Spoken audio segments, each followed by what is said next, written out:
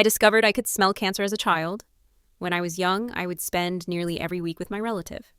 When I was around maybe like 6 to 8, I went to her house after going on vacation, and she smelled so bad. As a child, just being a child, I was honest. She seemed hurt and took a shower, but the smell didn't leave. I hate to admit it, but I was so upset as a kid about the smell that I didn't want her to cook for me. In my child mind, the smell would get near my food, and I had a meltdown over it. A few weeks later, I was back and the smell was still there. I was relentless. "It smells like a possum in the road I saw one time," was the only way child me could explain what it was like to her.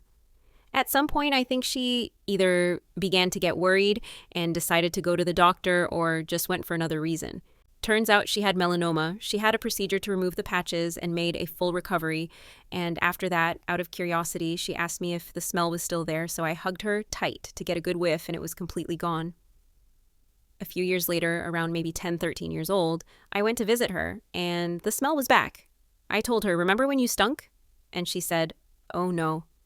This time she found out she was in one of the earlier stages of breast cancer and ended up getting a mastectomy. Again, making a full recovery. Smell went away. Every time she's ever had cancer, I've caught it by scent.